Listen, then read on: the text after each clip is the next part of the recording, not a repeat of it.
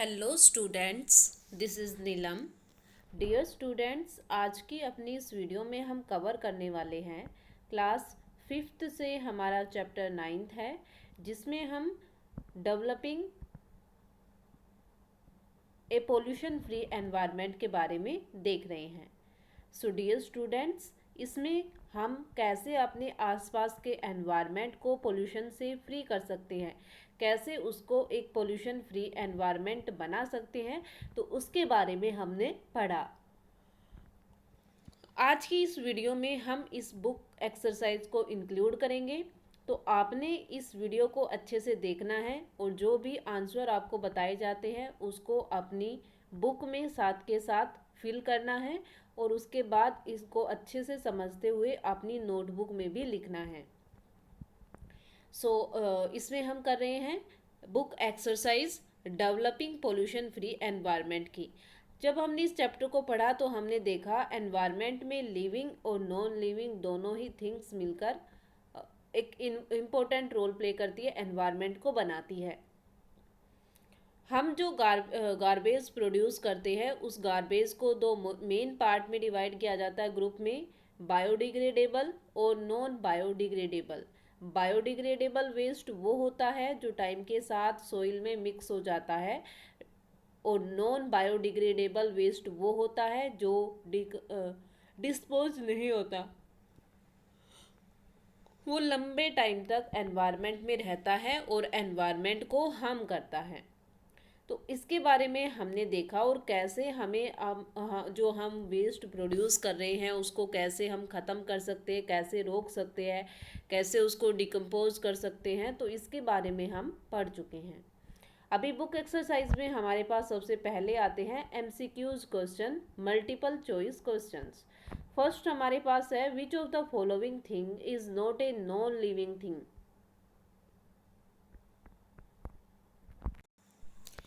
तो इसमें हमें ये बताना है कि इनमें से यहाँ पर जो ऑप्शन हमें दिए हुए हैं सनलाइट, एयर, वाटर और ह्यूमन बीइंग, इनमें से वो कौन सी चीज़ है जो नॉन लिविंग है, जो नॉन लिविंग नहीं है। ठीक है, not a non living thing मतलब जो नॉन लिविंग नहीं है लेकिन लिविंग है।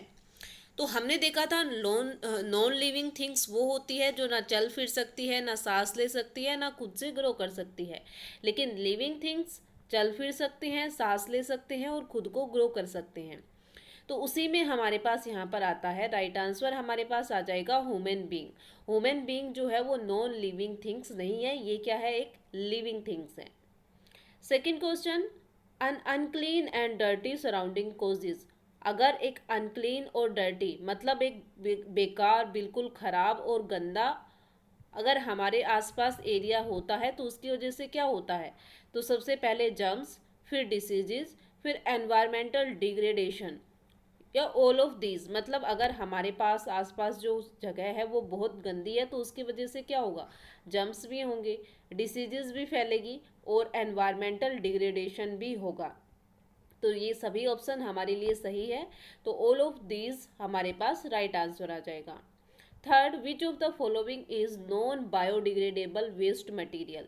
इनमें से वो कौन सा वेस्ट मटेरियल है जो नॉन बायोडिग्रेडेबल है, मतलब जो टाइम के साथ ख़त्म नहीं होगा, एनवायरनमेंट में काफ़ी लंबे समय तक रहेगा। तो फ्रूट्स पील, जो छिलके होते हैं वो तो टाइम के अकॉर्डिंग मिक्स हो जाएंगे सॉइल में, पेपर भी हो जाते हैं, लीव्स लीव्स भी हो जाते हैं, लेकिन जो प्लास्टिक गुड्स होती हैं वो टाइम के साथ जल्दी से एनवायरनमेंट में डिस्पोज नहीं हो पाती है। तो इसलिए इसको नॉन बायोडिग्रेडेबल वेस्ट मटेरियल में इंक्लूड किया जाएगा, तो ऑप्शन सी राइट आंसर। उसके बाद हमारे पास दे रखा है which of the following pair is wrong. इनमें से वो कौन सा पेयर है जो गलत है। तो हमने अलग अलग मेथड देखे थे कि कैसे हम वेस्ट को, जो वेस्ट मटेरियल है उसको डिस्पोज कर सकते हैं। तो बर्निंग में हमने देखा waste is burned and produce smoke. Burning में क्या होता है कि वेस्ट को हम जला देते हैं जिसकी वजह से काफ़ी ज़्यादा धुआं फैल जाता है, तो ये बिल्कुल ठीक है।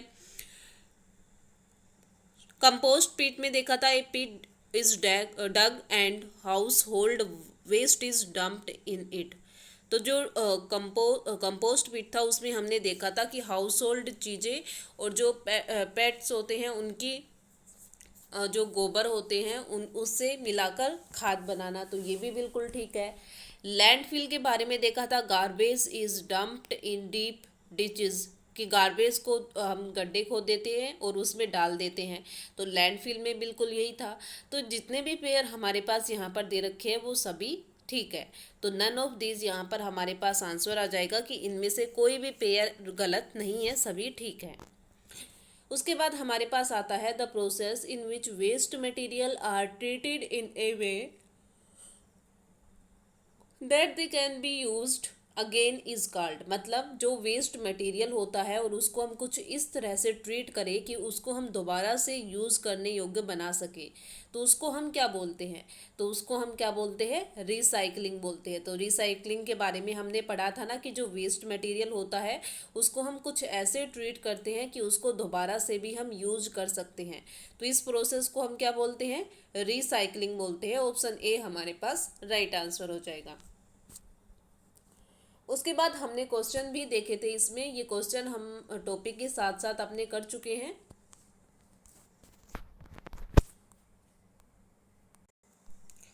नेक्स्ट हमारे पास फिल इन द ब्लैंक आता है। फिल इन द ब्लैंक में हमने यहाँ पर जो फिल पार्ट दिया हुआ है उसको फिलअप करना है, जो ब्लैंक पार्ट दिया है उसको फिलअप करना है।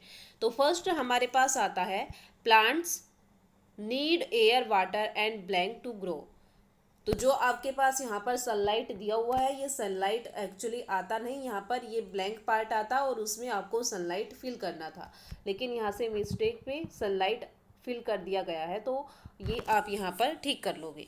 तो प्लांट्स जो है उसको ग्रो करने के लिए किस किस चीज़ की ज़रूरत पड़ती है, एयर, वाटर और सनलाइट। तो यहाँ पर आप क्या फिलअप कर दोगे ब्लैंक पार्ट में, sunlight. Second, a clean surrounding help us to remain. अगर हमारे आसपास की चीज़ें बिल्कुल साफ़ रहेगी तो उसकी वजह से हम कैसे रहेंगे, तो उसकी वजह से हम बिल्कुल हेल्दी रहेंगे, बिल्कुल स्वस्थ रहेंगे। तो यहाँ पर हम क्या फिल कर देंगे, healthy. Third, dirty water can be blank and use to water plants. जो खराब पानी होता है उसको हम क्या कर सकते हैं जिसकी वजह से हम उसको प्लांट्स में दोबारा से यूज़ कर सके। तो अगर हम किसी वेस्ट मटेरियल को दोबारा से यूज़ करते हैं तो उसको हम क्या बोलते हैं, रिसाइकल्ड बोलते हैं। तो डर्टी वाटर को हम रिसाइकल करके और दोबारा से प्लांट्स में उनको यूज़ कर सकते हैं। Fourth, blank is a good way to dispose waste.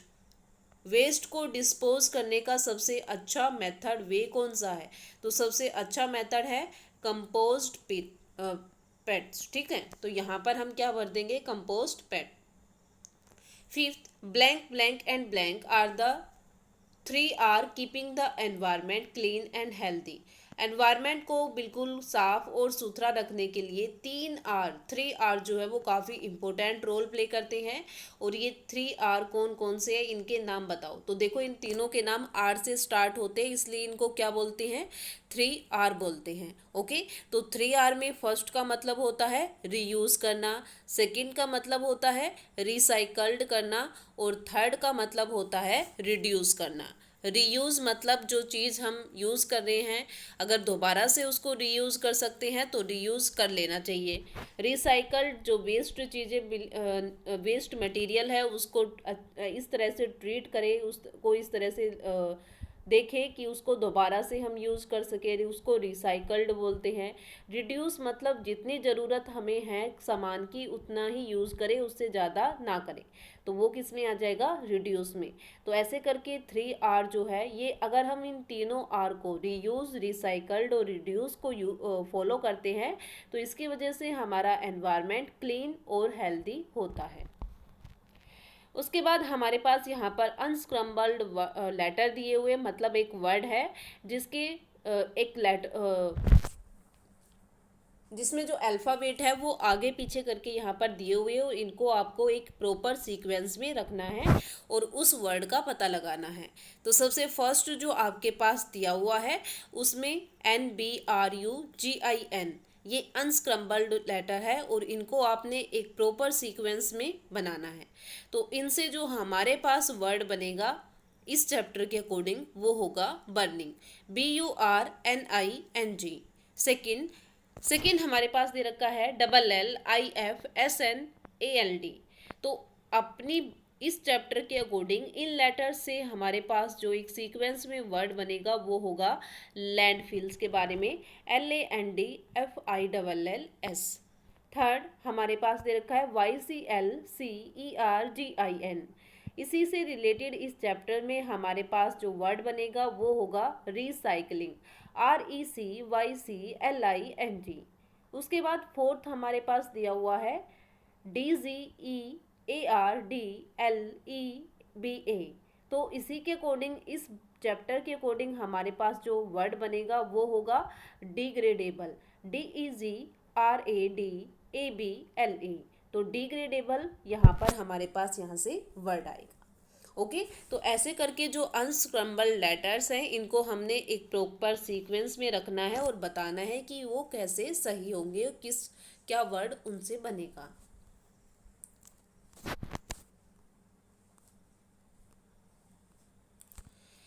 उसके बाद हमारे पास मैच द फॉलोइंग है। मैच लिस्ट फर्स्ट और लिस्ट सेकंड को हमने मैच करना है। तो सबसे पहले हमारे पास देखो आता है डिग्रेडेबल वेस्ट।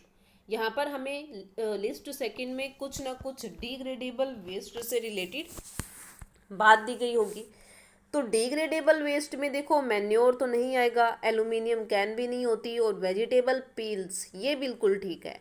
ओके, तो जो वेजिटेबल पील्स होती है वो डिग्रेडेबल वेस्ट होते हैं, मतलब टाइम के अकॉर्डिंग ये डिकम्पोज हो जाते हैं। तो सी जो है वो एक फर्स्ट का राइट आंसर होगा। उसके बाद कंपोस्ट, कंपोस्ट के बारे में हमने देखा। तो कंपोस्ट क्या है? तो कंपोस्ट जो होता है वो जैसे डंग और जो हाउस होल्ड वेस्ट मटेरियल होता है उससे बनाया जाता है एक फर्टिलाइजर टाइप में। तो यहाँ पर देखो किससे कनेक्ट होता है, तो जो सबसे फर्स्ट ऑप्शन हमारे पास दिया है मेन्योर। मेन्योर का मतलब भी क्या होता है? फर्टिलाइजर की फॉर्म में ही होता है। तो कंपोस्ट को हम किसके साथ मैच कर देंगे? मेन्योर के साथ। उसके बाद हमारे पास आता है नॉन डिग्रेडेबल वेस्ट मटेरियल। अब हमने ये देखना है कि इनमें से नॉन डिग्रेडेबल वेस्ट मटेरियल कौन सा है। तो मैन्योर हमारा हो चुका है। एल्यूमिनियम कैंस कैसा मटेरियल है? नॉन डिग्रेडेबल वेस्ट मटेरियल है, मतलब ये टाइम के अकॉर्डिंग डिस्पोज नहीं होता है। ओके, तो एल्यूमिनियम कैन हमारे पास नॉन डिग्रेडेबल वेस्ट मटेरियल है। और साथ में जो हमारे पास ई दिया हुआ है प्लास्टिक बैग, ये भी नॉन डिग्रेडेबल वेस्ट मटेरियल है। तो यहाँ पर आपको क्या करना है कि नॉन डिग्रेडेबल वेस्ट मटेरियल को एल्यूमिनियम कैन के साथ भी मैच करना है और प्लास्टिक बैग के साथ भी मैच करना है। लैंडफिल आता है नेक्स्ट। लैंडफिल का मतलब क्या होता है? Low lying area for waste disposal, मतलब एक ऐसे एरिया में वेस्ट को डिस्पोज करना जहाँ पर बहुत कम लोग रहते हैं। तो ये हमारा किस में आएगा? लैंडफिल में आएगा। तो ऐसे करके हम सभी को मैच कर देंगे। यहाँ पर हमारे पास एक ओल्ड न्यूज़पेपर्स बच जाएंगे। तो ओल्ड न्यूज़पेपर्स जो है वो हमारे पास आता है वैसे तो डिग्रेडेबल वेस्ट मटेरियल में, लेकिन यहाँ पर हमारे पास डिग्रेडेबल वेस्ट का कोई ऑप्शन नहीं दिया गया, क्योंकि यहाँ पर हमारे पास दो ऑप्शन एक ही पॉइंट में दे दिए, एल्यूमिनियम कैन और प्लास्टिक बैग जो नॉन डिग्रेडेबल वेस्ट है। तो जो ओल्ड न्यूज़पेपर है इसको आप रहने दोगे, बल्कि जो नॉन डिग्रेडेबल वेस्ट है उसके दो पार्ट को आप टिक करोगे, एल्यूमिनियम कैन को और प्लास्टिक बैग्स को। तो ऐसे करके आप ये जो मैच द फॉलोइंग है इसको कंप्लीट करोगे। उसके बाद हाई ऑर्डर थिंकिंग स्किल में हमारे पास फर्स्ट क्वेश्चन आता है, what step should be taken to keep our environment neat and clean. अपने एनवायरनमेंट को नीट बिल्कुल साफ और सुथरा रखने के लिए हमें क्या करना पड़ेगा। तो ये क्वेश्चन हमारे पास है और इससे रिलेटेड आंसर हमारे पास यहाँ पर है। आंसर में है सबसे पहले तो हमें क्या करना पड़ेगा, we must keep our house and its surrounding clean. सबसे पहले हमें ये देखना है कि हम अपने घर और घर के आसपास की जो भी जगह है उसको साफ रखना पड़ेगा। Save paper by writing on both side. Paper को भी हम सेव कर सकते हैं, क्योंकि आपको पता है कि जो पेपर है वो ट्रीज से बनते हैं। पेड़ों की कटाई होती है, बहुत पेड़ों से बनते हैं। तो जितने ज़्यादा पेपर बनेंगे उतने ज़्यादा पेड़ कटेंगे, ट्रीज़ कट होंगे। तो अगर हमें एनवायरनमेंट को बचाना है तो ट्रीज़ को भी बचाना होगा, और उसके लिए हमें पेपर की जो पेपर वर्क है उसको बहुत कम करना पड़ेगा। तो जब हम पेपर के दोनों साइड उसको लिखकर यूज़ करेंगे तो हम उसको सेव कर सकते हैं। Next we should not throw garbage out on the road. Next हमें दे रखा है कि रोड के दोनों तरफ या रोड पर हमें गार्बेज को नहीं डालना चाहिए। Next, all the drain should be keeped cover. जो भी ड्रेन्स मतलब जो नालियाँ होती है जहाँ से पानी की निकासी होती है उनको अच्छे से ढक कर रखना चाहिए। जो भी पानी के सोर्स होते हैं उनको अच्छे से ढक कर रखना चाहिए। Next, recycle material such as toys, books etcetera. जो भी चीज़ हमारे पास ऐसी होती है जिनको हम दोबारा से यूज कर सकते हैं तो हमें उनको रिसाइकल कर लेना चाहिए। Next, use water and power judicially. जो वाटर और पावर हमारे पास आती है उसको हमें अच्छे से यूज़ करना चाहिए, उसको वेस्ट नहीं करना चाहिए। Next, make use of recycle been for paper and cardboard at home and work place. हमें हमेशा रिसाइकल बिन का यूज़ करना चाहिए, चाहे हम घर पर काम करते हों या हम किसी और जो वर्क प्लेस है वहाँ पर काम कर रहे हैं कागज़ का। तो उस टाइम अगर कोई कागज़ वेस्ट हो जाता है तो उसको रिसाइकल बिन में डाल देना चाहिए ताकि बाद में उसको हम रिसाइकल कर सकें। तो ऐसे करके हम अपने एनवायरनमेंट को साफ़ सुथरा रख सकते हैं, अपनी आसपास की जगह को साफ़ सुथरा रख सकते हैं और एनवायरनमेंट को प्रोटेक्ट कर सकते हैं। उसके बाद हाई ऑर्डर थिंकिंग स्किल में हमारे पास सेकंड क्वेश्चन आता है, used water can B reused for several purpose how. कि एक बार हम जो पानी यूज़ कर लेते हैं उसको हम दोबारा से भी यूज़ कर सकते हैं अलग अलग काम के लिए। तो ऐसा कैसे कर सकते हैं, हाउ।